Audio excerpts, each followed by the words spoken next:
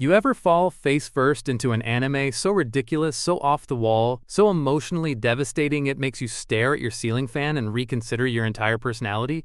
Yeah, same here. Welcome to the chaotic, colorful, occasionally traumatizing world of anime, where high schoolers have godlike powers, teenagers save the world before doing their homework, and someone is always screaming about friendship like it's a tax-deductible superpower. This list isn't for the seasoned weeb with 800 shows under their belt and a Crunchyroll queue longer than a CVS receipt. No, this is for the newbies, the curious, the innocent souls who've seen 3 memes of Gojo Satoru and said, "Fine, I'll watch 1 episode." We've handpicked 10 gateway anime that'll have you crying, laughing, binging till sunrise, and possibly questioning your taste in 2D men and women. No judgment. We've all been there. So grab your Pocky, get comfy in your questionable Naruto hoodie, and prepare to scream, "Nanny?" every 5 minutes. These are the top 10 anime that'll turn you from, "I don't really watch anime," to, "Yeah, I made a mail account and here's my tier list. Let's dive into it." And remember, no anime list is perfect, except this one, obviously. Number 10. Konosuba, God's Blessing on This Wonderful World. Ah yes, Konosuba, where dying is just the beginning of your terrible, terrible life choices. Meet Kazuma, a shut-in NEET who dies heroically, trying to save someone from a slow-moving tractor. No really, that's not a joke, that's canon. He wakes up in the afterlife, gets mocked by a roast-happy goddess named Aqua, and is given the choice to reincarnate into a magical world. Sounds great, right? Wrong. He picks Aqua as his one helpful item. Turns out she's about as useful as a wet napkin in a firestorm, and things only go downhill from there. Instead of slaying dragons and basking in glory, Kazuma and Aqua find themselves doing hard labor, dealing with explosion-happy mages with no MP management, masochistic crusaders who enjoy getting obliterated, and quests that make minimum wage look luxurious. But here's the thing, it's hilarious. Konosuba is like an isekai sitcom, written by someone with too much Red Bull and just enough trauma. The jokes hit, the timing is perfect, and somehow, amidst all the idiocy, you get weirdly attached. It's like if Dungeons & Dragons had a reality TV spin-off where nobody knew what they were doing, but you couldn't stop watching. So if you want to laugh, facepalm, and question everyone's intelligence, especially your own for relating to Kazuma, this is your portal to the absurd, wonderful world of anime. Roll for initiative and pray your party members don't blow up your house. Again. Up next on number 9, Full Metal Alchemist. Alchemy, the science of breaking stuff down and rebuilding it, like Legos.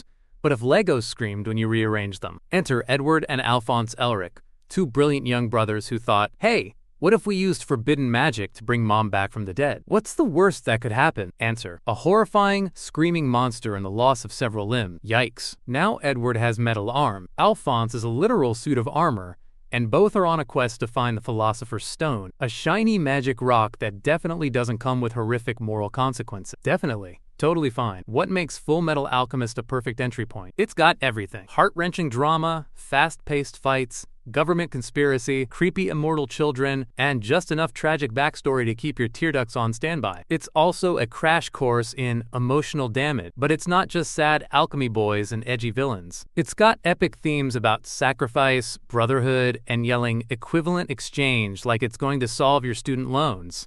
Also, you'll never trust talking animals again. You'll understand why. Whether you go with the original or Brotherhood, anime fans are still fighting over it in comment section. Either version is a full metal ride that will leave you emotionally broken, morally reflective, and Googling if human transmutation is illegal in your country. Spoiler, it is.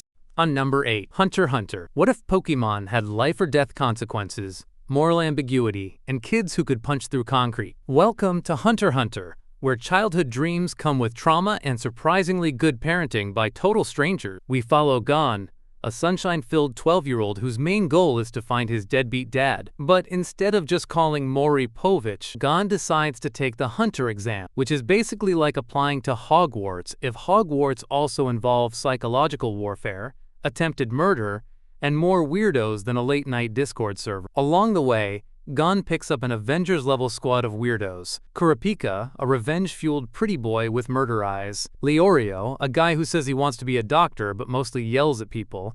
And Killua, an ex-child assassin who has more trauma than a Netflix true crime doc. Hunter starts off light and shonen-y, think, let's go on an adventure, and then suddenly turns into a psychological thriller, an MMA tournament, a mob drama, and at one point, a very complicated game of dodgeball, and every arc gets better. Just when you think you've figured out the vibes, Bam! Chimera Ant Arc hits you like a truck full of emotional flashback. This show will lure you in with its colorful style, then slap you in the face with moral dilemmas, power scaling, and one of the most sinister clown villains to ever exist. Seriously, Hisoka. That man is illegal in 42 countries. On number 7 we have Grand Blue. Ever wondered what would happen if someone made an anime about college life, took out all the studying, and replaced it with abs, alcohol, and near nudity? Yeah. Welcome to Grand Blue. Iori Kitahara just wants that classic coming-of-age college life. Friends, diving, romance, a little character growth maybe?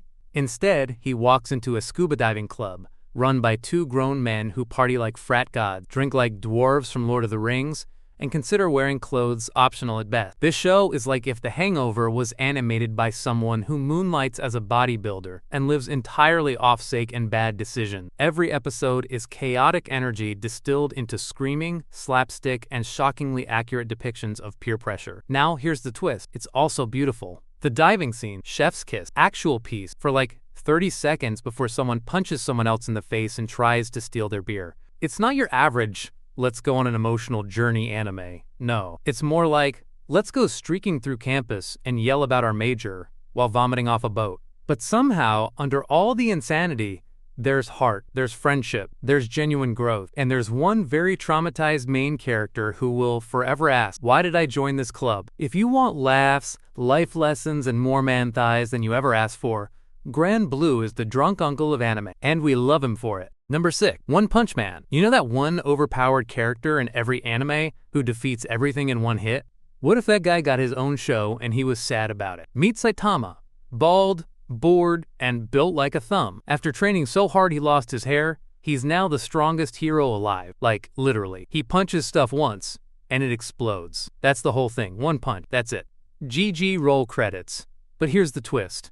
Being the strongest guy in the universe? Kinda boring, actually. No one challenges him, no one respects him, and worst of all, no one knows who the heck he is. Even the janitor at the Hero Association gets more attention. Enter Genos, a 19-year-old cyborg with a tragic past and the emotional range of a dramatic toaster. He's determined to be Saitama's student, and together they fight monsters, bureaucrats, and society's complete disregard for bald heroes. One Punch Man is a parody, a love letter, and a visual flex all rolled into one. It makes fun of every superhero trope while also being one of the coolest superhero stories ever. The animation slaps harder than Saitama ever has to, and the villains, they're dramatic, edgy, and weirdly well-dressed. So if you want an anime that's action-packed, self-aware, and has the most relatable protagonist in anime history, One Punch Man is your jam. Just don't ask him to take it serious. He's already bored.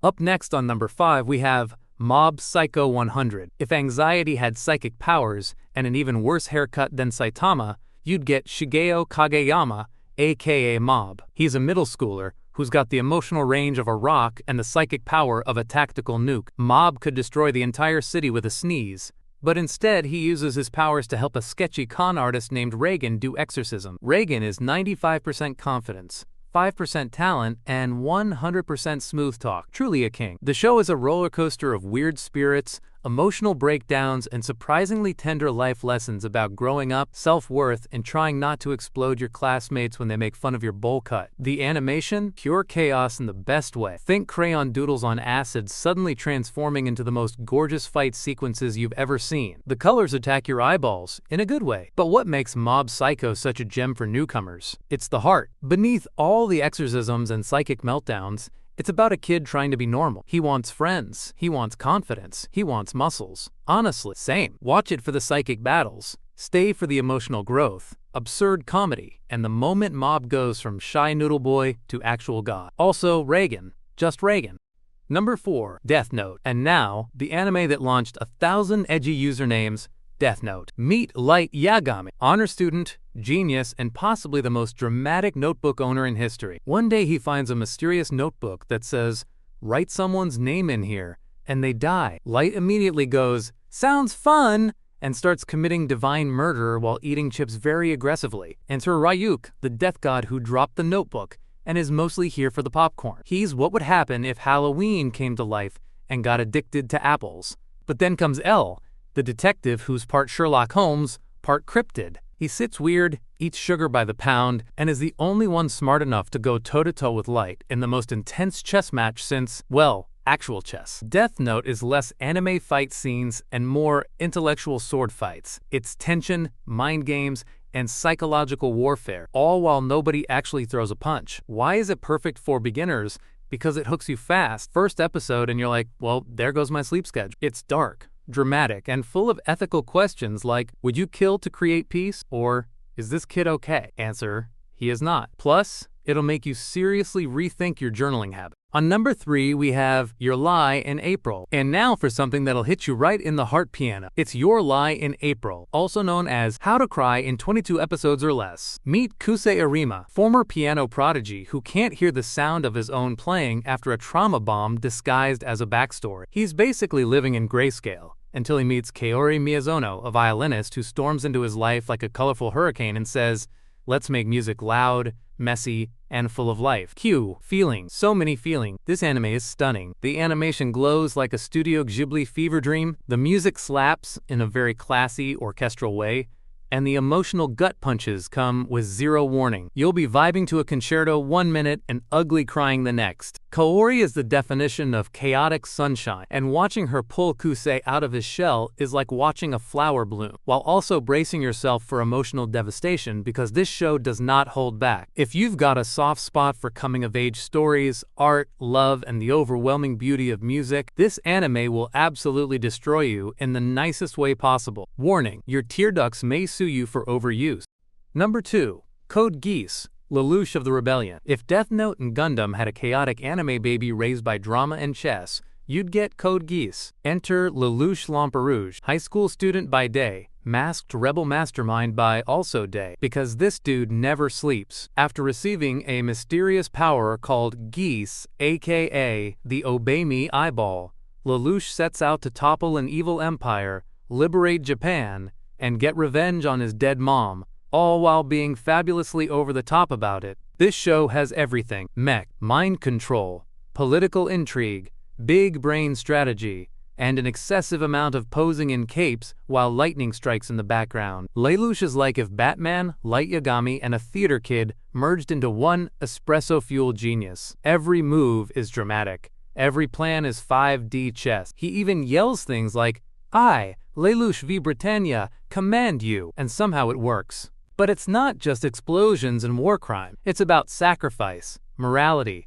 power, and what happens when a teenage genius plays God and still has to pass math class. You'll scream, you'll cry, you'll gasp, and by the end you'll just sit there like, did this anime just change my life? Spoiler, yes it did.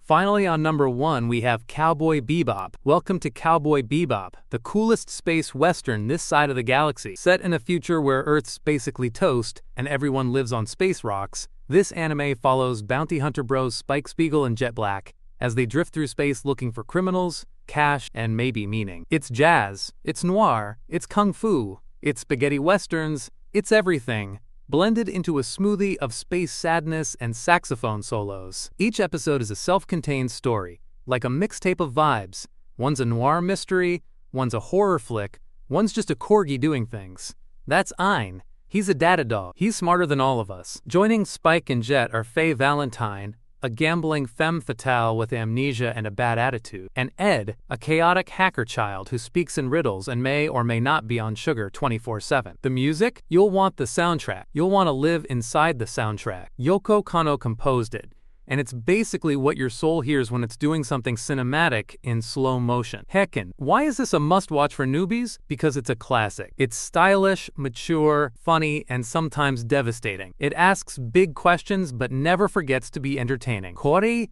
you'll laugh, you'll cry, you'll whisper, "See you, space cowboy," and stare off into the distance like you understand jazz now. That's our countdown. And there you have it, folks. 10 must-watch anime for newcomers that'll pull you into the anime world and never let go. Whether you're here for psychic middle schoolers, crying musicians, space bounty hunters, or morally questionable geniuses playing 4D chess, there's something in this list that'll ignite your obsession. You'll start watching one episode, blink, and suddenly it's 3 a.m. You're quoting anime intros and debating who'd win in a fight, Mob or Saitama. And listen, We get it. Starting anime can feel overwhelming. There are literally thousands of shows. But with this list, you're not just watching anime. You're experiencing emotional roller coasters, philosophical crises, explosive fight scenes, and the occasional talking apple demon. So grab your snacks, turn on the subtitles or dubs, we're not judging much, and get ready to open your third eye to the world of anime. And if you're already a fan, consider this your gentle nudge to rewatch these masterpieces and cry all over again. Don't forget to like, comment, subscribe, and tell us, what was your gateway anime?